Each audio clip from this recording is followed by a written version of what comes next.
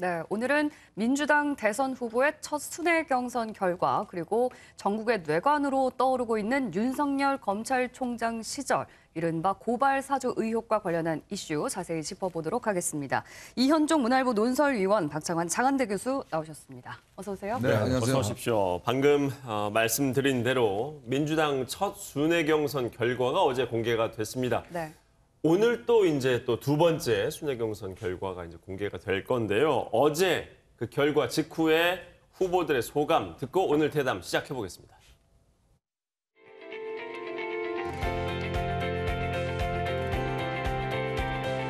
기호 1번 이재명 14,012표, 득표율 54.81%. 기호 4번 이낙연 7,007표, 득표율 27.41%. 표 결과 발표를 모두 마치겠습니다. 고생해 주신 이상민 위원장님 감사드립니다. 더불어민주당 당원 여러분, 그리고 우리 민주당을 사랑하시는 국민 여러분들의 선택에 겸허하게 감사하다는 말씀드립니다.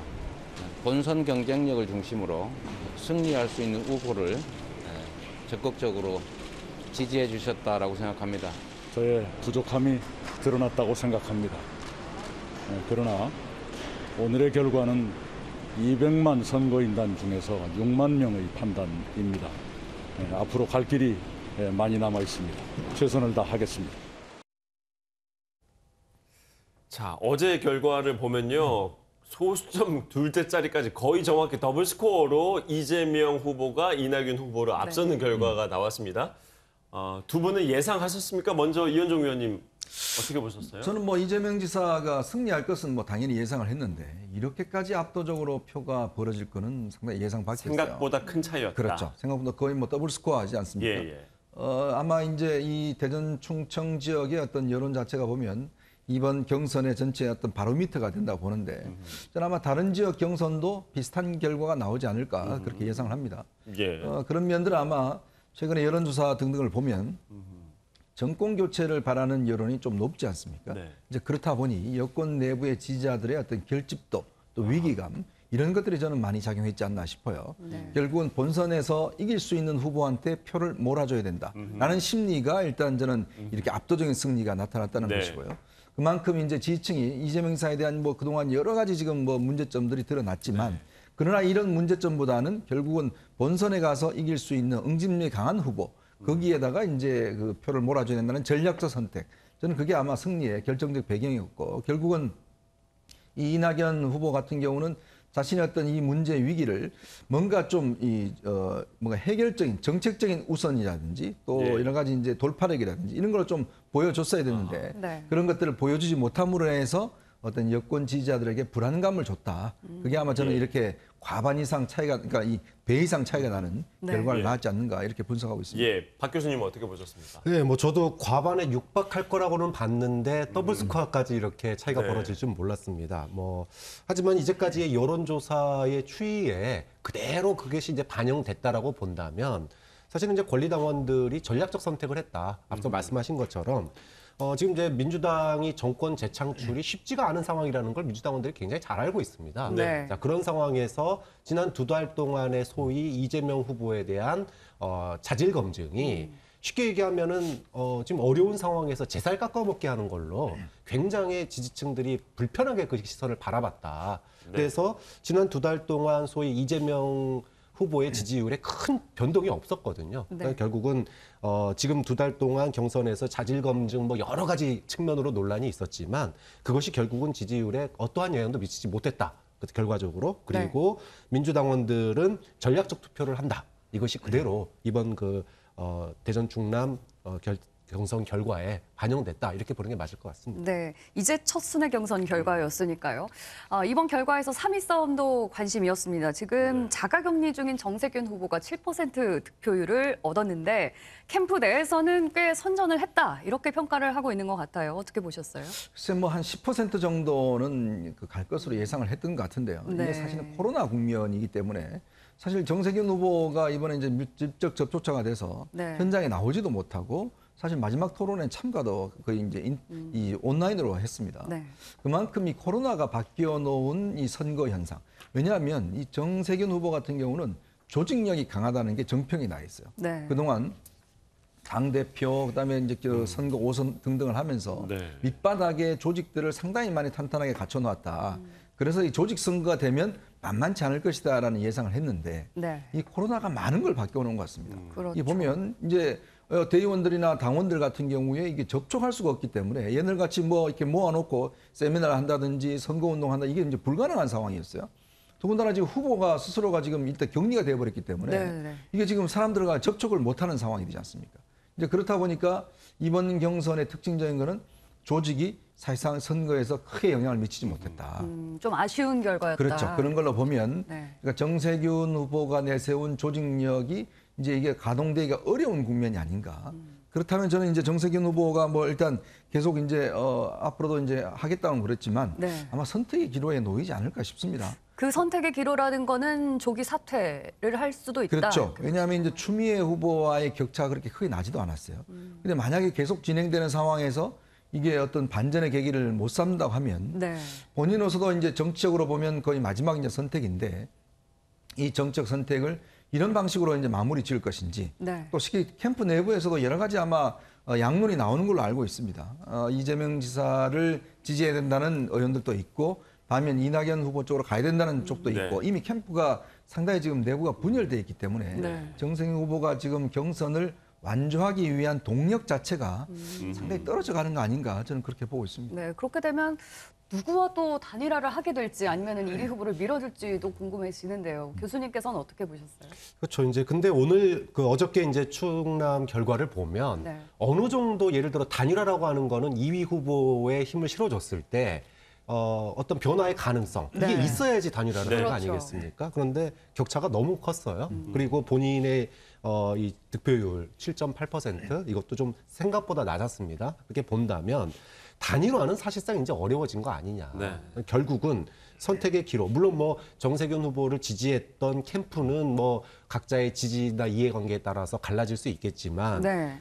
정세균 후보가 만약에 선택을 한다면 저는 뭐 단일화보다는 조기 사퇴. 그러니까 즉 지금 이재명 후보에 대한 지지를 갖다가 예. 선언하면서 조기 사퇴하는 쪽이 단일화까지는 이후에 하지 않고. 그렇죠. 왜냐하면 당 입장에서 봤을 때는 지금 원팀 그러니까 경선 이후의 휴유증에 대해서 고민을 할 수밖에 없어요. 그런데 당의 원로급 인사가 또 대선 후보로 나왔던 후보가 네.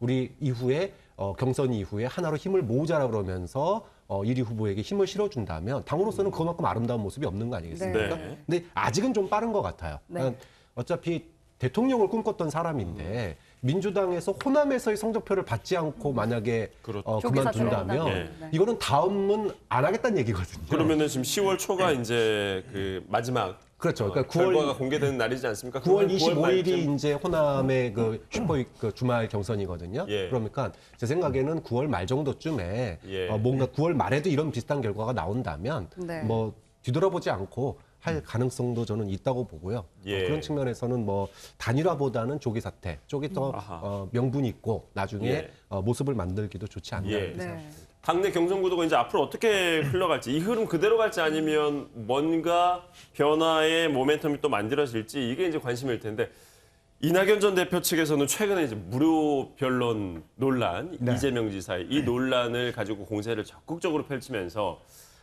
이른바 그러니까 네거티브전을 이제 펼쳤지 않습니까? 네. 그런데 그게 결과적으로는 잘 먹히지 않은 모양새가 됐어요.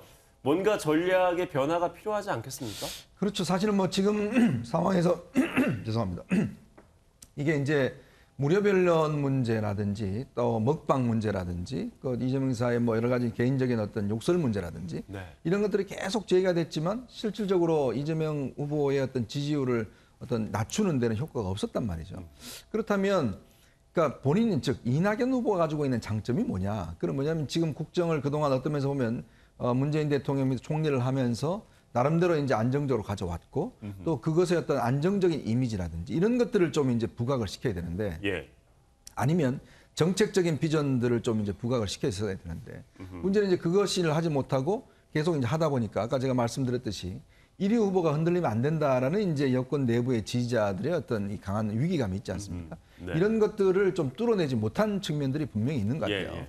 또 더군다나 이낙연 후보가 가지고 있는 이제 어떤 공격성이라고 할까요? 상대방 후보에 대한 네. 이게 이제 어떤 면에서 공격이 어느 정도 가다가 계속 거기서 꺾여버리는 현상들이 있습니다.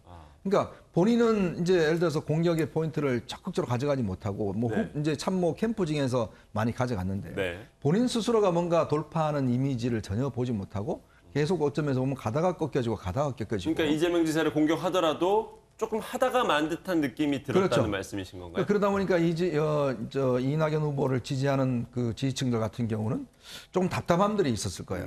좀 고구마 같은 답답함들이 있었고 예. 실제 그것이 어떤 결집력에 있어서 크게 어떤 나타나지 않았던 게 아닌가. 그러면서 보면 아마 이낙연 후보도 이제 다음 선거 같은 경우는 특히 이제 호남이 남아 있는데요. 이걸 극복하기 위해서는 결국 좀 더 이제 다른 후보들과의 어떤 연대를 일단 형성하는 거 하고 예. 두 번째로는 좀 더 이제 어떤 자기만의 어떤 칼날을 좀 보여주는 것들. 자기만의 그러니까 강점을 그렇죠. 더 어필해야 강점을 좀 더 된다. 어필하는 거. 뭐 시간적으로 상당히 좀 한계는 있습니다만 네. 저는 그게 필요하지 않을까 싶습니다. 예. 네. 자기만의 강점을 어필을 해야지만이 뭔가 반등할 수 있을 것이다. 박 교수님 비슷하십니까? 네, 사실은 이재명 캠프가 경선 전략 그리고 대선 전략을 저는 잘못 짰다고 생각해요. 네. 초반부터.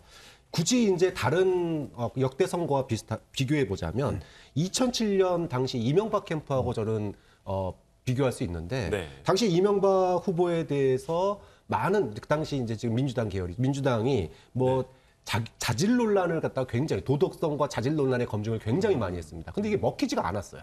왜 안 먹혔냐? 당시에 2007년 글로벌 경제 위기 속에서 네. 경제를 살려야 된다라고 하는 국민들에게 자질이나 도덕성보다는 경제가 우선이었기 때문에 예, 그렇습니다. 예. 그런데 지금 민주당 지지층이 뭘 바라보고 있느냐? 정권 재창출은 했으면 좋겠는데 네.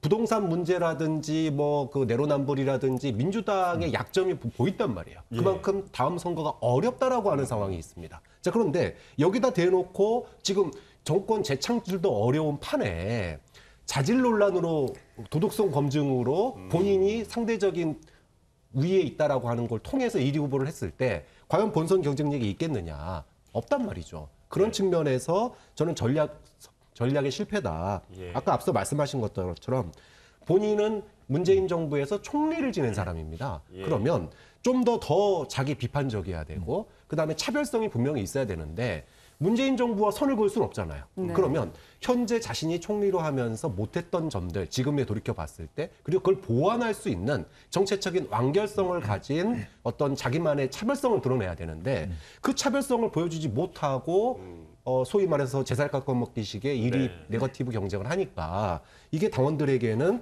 전혀 먹히지 않았다. 그러면 어떻게 바꾸는 게 전략을 어떻게 바꾸는 게 좀 뭐 단기적으로 할 수 있는 일은 별로 없다고 봐요. 그러니까 아까도 말씀하셨던 것처럼 자신만의 정책적인 색깔을 분명히 했던지 아니면은 강력한 카리스마를 보여줬어야 되는데 네거티브에서도 강력한 카리스마를 보여주지 못했고 그 다음에 정책 이슈도 사실은 뭐 이재명 지사 후보의 기본주택과 비견되는 네네. 그런 정책 이슈를 형성하지 못했기 때문에 예. 지금으로서는 뭐 거의 뭐랄까요 흐름을 바꿀 수 않다. 있는 역전이 이런 쉽지 전략적 변화는 사실은 굉장히 어려울 거라고 보는 거죠. 네. 총 10번의 순회 경선 중에서 이제 9번이 남았거든요. 이제 이재명 후보의 대세론이 쭉 이어질지 또 이낙연 후보가 역전에 성공을 할지 또 관심 있게 지켜봐야 될 것 같고요. 다음 이슈로 넘어가 보도록 하겠습니다.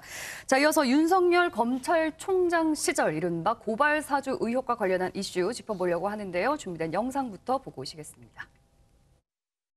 성명불상이 피고반으로 포함된 사람인데 그분의 실명 판결문이 증거 자료로 넘겨졌습니다. 실명 판결문이라면 일반인들은 접근하기 힘들고 손준성 수사정보정책관에서 김웅 의원에게 넘어가는 그 과정 그리고 그 위법성을 인식하면서 그걸 김웅 의원이 전달받았다라는 걸 입증할 수 있는 증거 자료랄까요? 확보하고 있습니다. 고발장에 나와 있는 김건희 씨 피해 사실 적시 부분, 윤 총장 김건희 씨, 한동훈 검사에 대한 피해 사실들이 거기 고발장에 나와 있는데 윤 총장 본인이나 김건희 씨한테 이런 상의도 없이 독단적으로 고발장을 넘겨줬다? 이거는 있을 수가 없는 일이죠.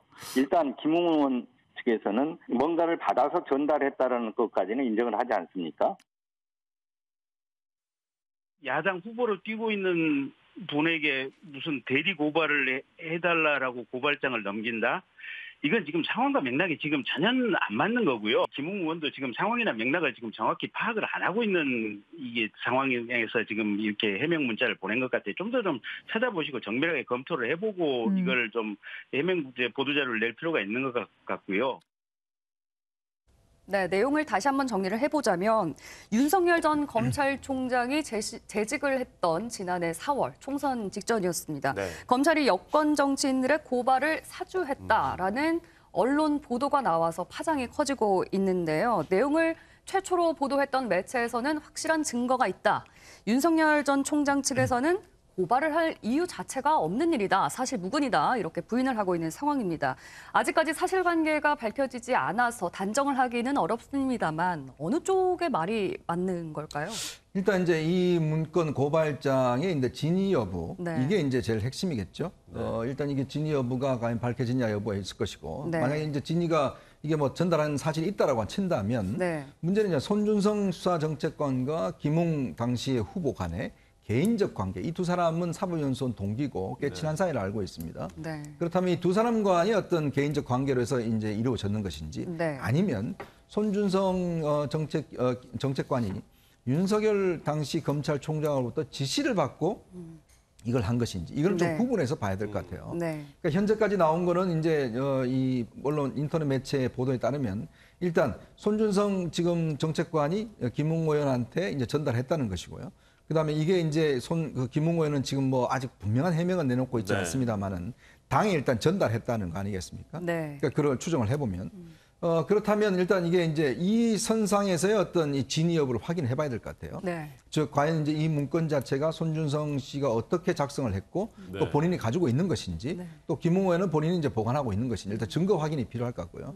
그 다음에 이제 문제는 과연 윤 후보가 이 문제에 직접 개입했냐 하는 부분일 겁니다. 네. 그러니까 그렇다면 이제 윤 후보 측에서는 본인은 일단 전혀 개입이 한 게 없다라고 지금 이야기를 하고 있어요. 네. 왜냐 당시의 상황을 보면 3월 31일 날 MBC 보도 이후에 그다음에 여러 가지 이제 문제가 됐고 그다음에 4월 3일이라는 날짜가 선거가 굉장히 임박한 날짜 아니겠습니까? 네. 그리고 또 이런 문제 같은 경우는 보통 시민단체나 이런 데서 많이 고발하기 때문에 굳이 자기가 이거를 직접적으로 지시한다는 거 예를 들어서 검찰총장이 고발을 지시한다는 거는 굉장히 중대한 문제입니다. 네. 왜냐 검찰은 고발받은 사건을 수사하는 기관이지 고발을 사주하는 기구가 아니거든요. 예. 근데 그걸 뻔히 알고 있는 윤 총장이 또 더군다나 당시는 2월 달에 추미애 장관이 인사를 통해서 소위 윤석열 산안이라는 사람들을 전부 다 자천시켜 버렸어요. 보복 인사라고. 그렇죠. 다 이제. 대검의 주변에 보면 추미애 인맥이라고 하는 그 사람들로 다 배치가 되어 있습니다. 네. 그러면 이 사실이 그냥 이게 비밀이 지켜지겠습니까? 그럼 뻔히 자기가 징계 국면에 넘어간 상황에서 당연히 예를 들어서 이런 부분에 대한 논란이 있을 걸 알면서도 무리하게 또 더구나 실익 자체가 그렇게 없었던 게 아닌가. 이 고발 자체가 예. 아니 시민단체에서 뻔히 할 것을 본인이 직접 이렇게 할 경우에 나중에 드러났을 경우에 이거는 뭐 상당히 굉장히 중대한 문제가 총장 되는데. 본인에게도 아무것도 득이 될 일이 아니다. 그렇죠. 그 그런 말씀이신 상황에서 예를 들어서 지시를 했겠는가라는 네. 의문들. 물론 이제 손준성 그 정책관 같은 경우는 뭔가 상황을 하고 자기가 독단적으로 했을 가능성도 충분히 있을 수는 있는 것 같아요. 그래서 아직까지는 좀 진위 여부를 확인할 단계가 조금 남아 있다는 저는 생각이 듭니다. 네, 윤석열 전 총장 측도 뭐 그 당시 상황을 비춰봤을 때 만약에 고발을 한다고 해도 뭐 수사가 이루어질 수 있는 상황은 아니었다 이렇게 해명을 했거든요. 네.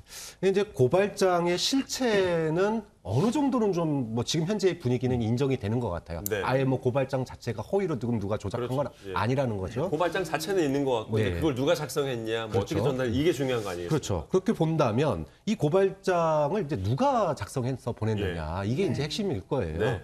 지금 이제 뭐 윤석열 전 총장이 지시를 했냐 안 했냐 사실은 이거는 알기가 밝혀내기도 사실은 어렵습니다. 예. 결국은 윤석열 전 총장의 직접 지시 여부 확인은 상당히 어려울 거고 중요한 예. 거는 이것이 정말로 검찰로부터 나왔는지 그리고 소위 검찰 중에서도 윤석열 후보의 측근으로부터 나왔는지 네. 예. 측근으로부터 나왔다 그러면은 사실은 이제 그 다음은 상상의 영역이지 입증의 영역은 아니거든요. 네. 자 그러면 그 지금 이제 소위 보냈다라고 주장이 되어지는 송준성 검사에 대해서 뭐 연수원 김웅 당시 후보와 연수원 동기고 뭐 이러는데 이제 의도가 없었다. 그리고 사실 무근이라고 본인은 주장을 하고 있으니까요. 네.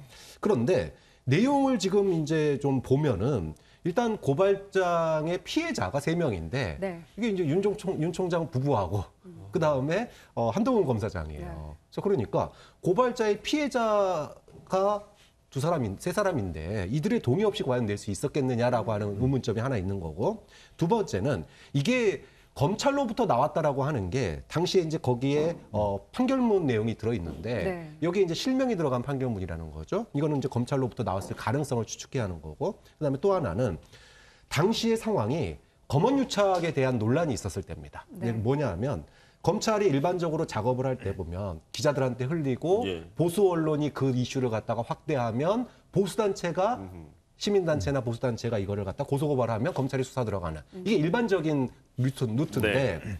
당시에 채널A하고의 그런 검언유착 논란이 이제 보도가 됐던 시기였기 때문에 네. 이 루트를 그대로 쓰기 어려웠을 거다. 그렇게 본다면 언론에게 흘리고 그럼 시간도 걸리고 이런 문제가 있다 보니까 쉽게 말하면 동기한테 네. 야, 이거 좀 내가 하기 좀 그러니까 니들이 네. 좀 해줘. 이렇게 넘긴 거 아니겠냐라고 하는 추측이 나올 수밖에 없는 그게 거죠. 이제 윤석열 전 총장의 어떤 지시, 관여도가 있었을 거란 말씀. 근데 이건 뭐 윤 전 총장이 지시했는지 안 했는지는 사실은 나중에 뭐 손준성 검사가 했는지 여부가 먼저 밝혀져야지 그 다음 네. 얘기 나올 부분이니까 네. 지금은 뭐 그 부분까지 얘기 나가긴 뭐한 부분이라고 보고요. 다만 이것이 이제 검찰로부터 나왔는지 안 나왔는지 네. 그게 지금은 핵심이라고. 예, 윤석열 전 총장은 강하게 의혹을 부인했습니다. 증거가 있으면 대봐라라고 얘기를 했는데요. 네. 그 해명 영상 보고 오시겠습니다.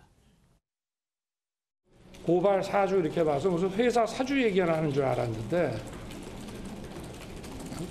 그러면 고발 사주를 했으면 고발이 왜 안 됐습니까? 그러고 있으면은 뭐 대라 이 말이에요. 작년에 그 채널A 사건 보십시오. 뭐 검언유착이라고 해서 매체 동원해서 하더니 지금 1년 넘게 재판해 갖고 드러난 게 뭡니까? 그게 결국은 선거를 위한 오히려 건언의 정치 공작으로 다 드러나지 않았습니까? 그래서 뭘 하자는 것인지, 저도 뭐 이런 거를 한두 번 겪은 게 아니기 때문에, 그러니까 조사를 해서 저의 무관함이 밝혀지면 이 문제를 가지고 저의 책임을 운운하고 이 공작으로 저를 공격했던 정치인들은 이제 좀 국민들 보는 앞에서 물러가 주셨으면 하는 게 제 바람입니다. 자, 윤석열 전 총장 말은 이겁니다. 고발을 사주했다면 왜 결국에 고발이 되지 않았느냐 이거거든요. 네. 고발은 안 됐습니다. 그런데 그렇죠. 이제 고발을 사주했다는 의혹이 제기된 거 아니겠습니까? 이 윤 전 총장의 주장은 어떻게 받아들여야겠습니까? 아마 윤 총장이 지난 예전 국정감사 때 박범계 의원하고 다툴 때 그때 화난 거하고 비슷한 강도인 것 같아요. 본인 입장에서도 보면 뭐 굉장히 화가 날 것 같습니다. 왜냐하면 당시에 이제 우리가 상황을 추정을 해보면 본인이 지금 굳이 이거를 고발해서 했을 수익이 없고, 더군다나 4.15 총선이 임박했던 시점이잖아요. 그렇다면 지금 문제는 뭐냐면 당시에 송파에서 이제 후보로 뛰었던 김웅 의원 같은 경우에 네. 그 지역이 그렇게 녹록한 지역이 아니었습니다. 굉장히 이제 어떤 면에서 큰 차 없이 이제 당선이 되긴 했지만 실제 결과도 그렇죠. 좀 어렵게 굉장히 승리했어요. 박빙의 승부가 벌어졌던 곳이기 때문에 본인이 그러면 4월 3일 날 또 예를 들어서 후보고 또 그러니까 당시에 바른정당에서 넘어온 사람이에요. 예. 그러면 김웅 의원이 과연 그럼 당의 어떤 면에서 이걸 고발하게끔 하는 그런 어떤 권한이 있었는가? 이런 부분인데 이제 문제가 있는 것이죠. 네. 자, 그렇다면 이게 상식적으로 판단해 봐도 김웅 의원이 아니라 예를 들어서 다른 국민의힘 핵심 인사, 예, 다른 핵심 인사한테 인사, 연락을 했을 가능성이 높은데 예. 문제는 김웅 의원이 선거 때 정신없이 사실은 뭐 집에 들어가기도 힘든 상황 아니었습니까? 네, 네. 그때 그걸 일일이 검토를 해서 고발을 한다? 그것도 선거에 직접적으로 그러니까 어떤 자화시 지금 이제 없는 말씀 문제인데? 주셔서 생각나는 게 장제원 윤석열 캠프의 총괄 실장 같은 경우에는 정말 고발 의사가 있었다면 김웅 당시 후보가 아니라 법률지원단장이었던 정점식 의원한테 하는 게 맞지 않느냐 이제 이런 주장을 하기도 그러니까 하거든요. 정정식 의원도 검찰 수준이거든요. 그렇다면 예를 들어서 그런 식으로 이야기를 했을 텐데 굳이 지금 선거에 뛰고 있는 후보한테 바쁜 시점에 선거 임박해서 그걸 고발해달라고 하면 이게 자기 문제도 아닌데, 그리고 네. 선거 후보 입장에서 보면 지금 뭐 한 사람이 더 만나야 되는데 그런 상황에서 이걸 고발건을 갖다가 넘겨주고 뭐 했을 그럴 가능성이 있었을까라는 부분에 대한 이제 의문점이 있는 것이죠. 이게 왜냐하면 그 문서의 위법성을 인식하고 있었다면 이게 민감한 사안이기 때문에 좀 친한 동기한테 넘겨줬을 가능성도 있잖아요. 그러니까 이제 본인 김웅 의원이 첫 번째 아마 이제 뉴스버스와 인터뷰에 주장한 게 뭐 그냥 당에 그냥 바로 넘겨버렸다 이렇게 이야기를 하고 있는 거예요. 공익 제보를 넘겼을 뿐이다. 그렇죠. 뭐 이렇게 그래서 넘겨버렸을 거니까 본인이 뭐 이거를 일일이 검토하고 확인하고 이럴 수 있는 상황은 저는 아니었다고 보거든요. 그렇다면 이게 뭔가 당으로 넘어가서 당에서 이제 예를 들어서 이제 이게 유출됐을 가능성도 저는 충분히 있다고 봐요.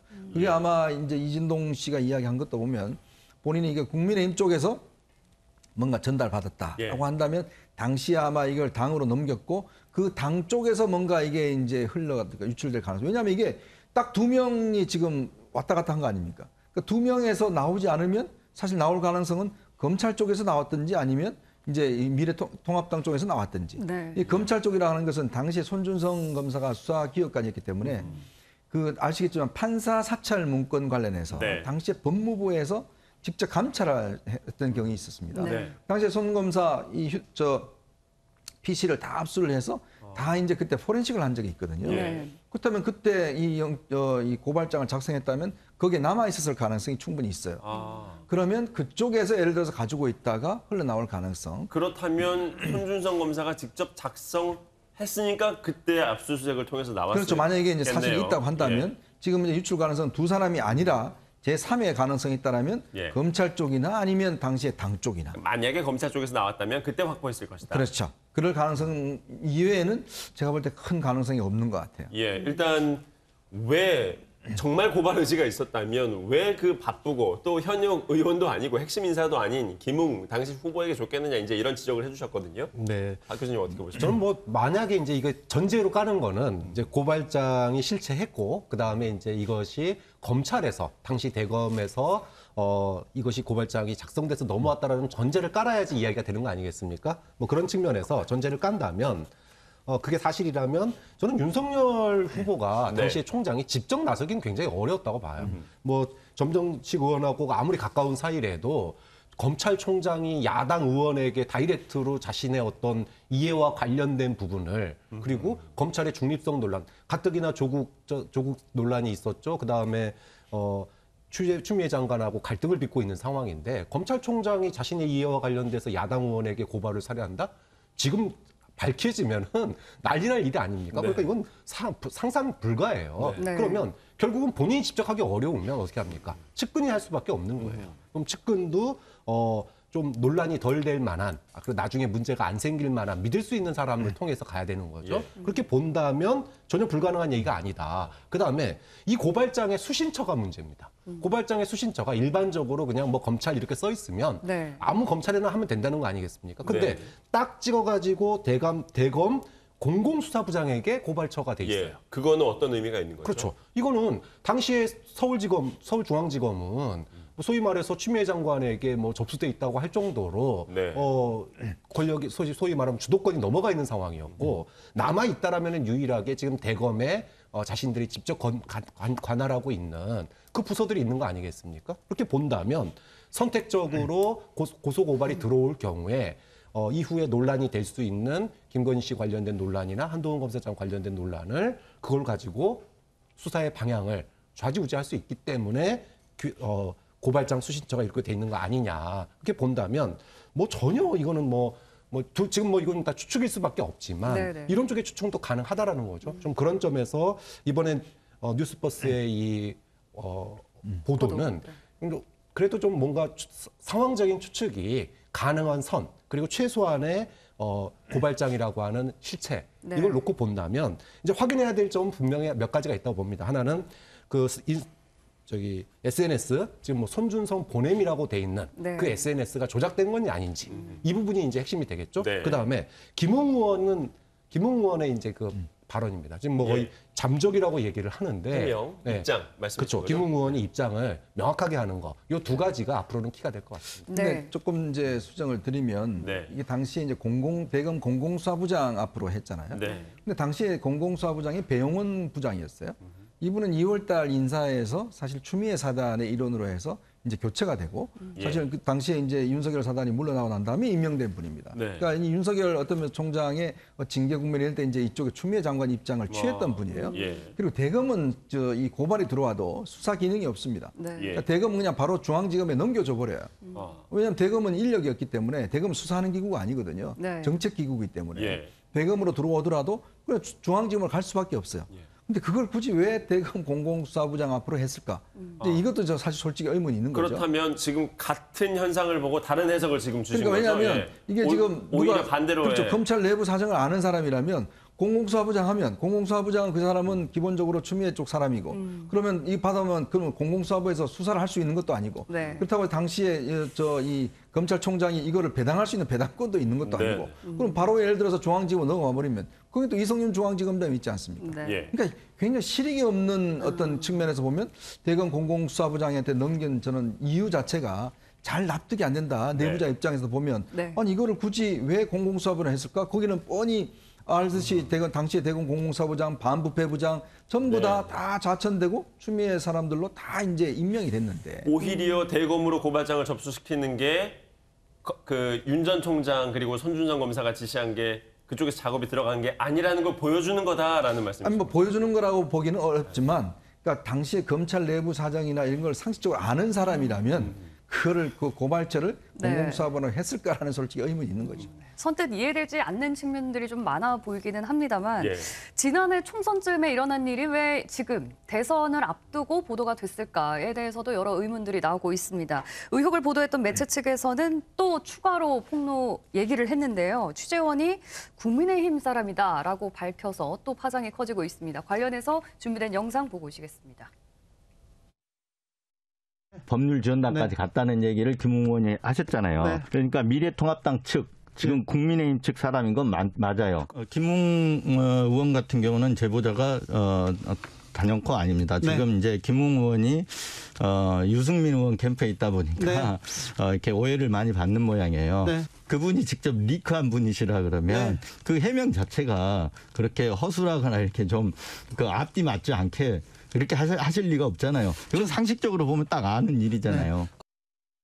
네, 취재원이 여권 인사가 아니라 국민의힘에서 나왔다. 이것도 선뜻 이해가 되지 않는 것 같은데 혹시 의심될 만한 사람이 있으신가요? 글쎄요. 뭐 취재원을 이제 취재원이 누군지는 그 취재한 회사나 취재한 기자가 많이 알 수 있는 상황이니까 네. 이분에 대해서 얘기할 건 별로 없습니다. 다만 이제 이거 굳이 발언한 이유가 이게 왜 1년 있다가 지금 나왔느냐라고 했을 때 네. 소위 이제 경선을 앞두고 하필 이제 김웅 의원이 유승민 캠프 쪽에 있다 그러니까요. 보니까 예. 이게 이제 유승민 캠프 쪽하고 관련된 거 아니냐라고 하는 이런 얘기가 나오니까 지금 이 얘기가 나오는 오해를 거예요. 받기 쉬운 그렇죠. 상황이긴 해요. 그러니까 이제 거기는 아니지만 어쨌든 국민의힘 관련자다 이렇게 얘기를 한 거예요. 그렇게 놓고 보면 이게 이것부터 이제 추정이 가능한 거는 딱 하나인 거죠. 이게 정말 고발장이 실체가 없는데 말 그대로 사실상 완전 조작된 고발장, 뭐 허위 이게 아니라는 거죠. 실체는 있고 다만 그 실체에서 이제 뭐 지시 여부라든지 실제로 검찰이 작성한 건지 이런 부분들은 이제 앞으로 확인 절차를 거쳐야 되겠지만 국민의힘 쪽에서 나왔다라고 하는 것 자체는 이 고발장이 실체한다라고 하는 거에 또 하나의 증거가 되는 거 아니냐 이렇게 네. 보는 거죠. 뭐 김호수 검찰총장이다, 박범계 법무부 장관이다, 아니다 뭐 추미애 전 장관 쪽에서 흘렸다 여러 얘기들이 나오고 있거든요. 글쎄 이제 이 보도를 한 언론사에서 이렇게 취재원을 이야기하는 게 굉장히 좀 드물고 당연히 어렵습니다. 왜냐하면 예를 들어서 이 취재원 보호 자체는 나중에 재판에 가서도 사실 밝히기 어려운 문제인데 네. 저는 이진동 발행인이 바로 국민의힘 쪽이다라고 이야기를 저렇게 한 것 자체가 조금의 어떤 의심스러운 측면도 있는 거죠. 어떤 의도가 있어서 이런 얘기를 한 이 걸까요? 문제가 그러면 결국 국민의힘 내분 사태로 그냥 가버리는 거예요. 결국 이제 그런 가능성이 있죠. 지금 벌써 이제 그렇게 돼가는 거 아니겠습니까? 그렇죠. 당에서는 이제 그게 누구냐. 그렇죠. 당연 누구냐 또 들어가지 하면 않겠습니까? 유승민 쪽 대변인인데 이렇게 이야기를 돼버리고 네. 그러면 아니면 당시에 그러면 법률지원단에서 받았다는데 그러면 핵심 사람이 아닌가 이렇게 이제 돼버리면 이게 이제 지금 어떤 면에서 보면 이 사태가 여러 가지 이제 파문이 저쪽 뭐 예를 들어서 제가 말씀드렸던 법무부 쪽이나 검찰 쪽이 아니라 네. 국민의힘 쪽으로 벌써 이제 규정을 해버리면 네, 네. 내분 사태로 때리면서 집안 싸움으로 돼버린 거거든요. 예. 이제 그런 것들이 보면 글쎄 이걸 그렇게 단정적으로 이야기를 할 수 있는 상황인가? 물론 뭐 본인이 이게 확실하다면 저는 그러면 지금 단순히 국민의힘 쪽이라고 밝히지 말고 네. 오히려 정확한 저는 취재원을 밝혀야 된다. 이 문서에 지금 진위가 여러 가지 지금 논란이 되고 있는 거 아니겠습니까? 조작된 것이다 등등 있기 때문에 네네. 저는 취재원의 신뢰관계의 입장에서 있다라면 저는 오히려 이번 사태는 국민의힘이라면 공당이고 책임을 져야 될 어떤 측면이 있잖아요. 그렇다면 국민의힘 누구한테서 받았다라고 이야기하고 그 사람은 그럼 이걸 어떻게 입수했다라고 하면 저는 이 문제는 그냥 깔끔하게 해결될 문제가 지금 아닌가. 이 정도로 파장이 있는 보도 같은 경우에는 사실 언론사 입장에서는 취재원 보호를 아주 할 수 있는 한 극도로 보호를 하지 않습니까? 그렇죠. 그런데도 불구하고 이진동 발행인은 국민의힘 쪽 관계자다라고까지는 밝혔어요. 네. 그렇다면 뭔가 추가 보도를 하는 과정에서 이 취재원이 나와서 인터뷰를 해서 뭔가 또 파장이 커지는 뭐 이런 것도 좀 그러니까요. 가능성이 있다고 봐요. 그거를 예를 들어서 지금 이미 국민의힘으로 한정을 했기 때문에 예. 이 문제에 대한 지금 국민적 관심사도 높기 때문에 저는 그렇다면 그 발설한 그 이야기하는 사람이 누군지 그렇다면 예. 그 사람은 예를 들어 이걸 어디서 입수를 했는지 왜냐하면 두 사람께서 예를 들어 소통했는 건데 그러면 그런 상황들을 밝혀주는 게 국민적인 요구에 부합하는 게 아닌가 예. 저는 그런 생각이 듭니다. 국민의힘 내분으로까지 이어질 가능성까지 짚어주셨습니다. 또 어떻게 이 파장이 흘러갈지 저희가 계속 지켜봐야겠습니다. 오늘 대담 여기까지 듣겠습니다. 고맙습니다.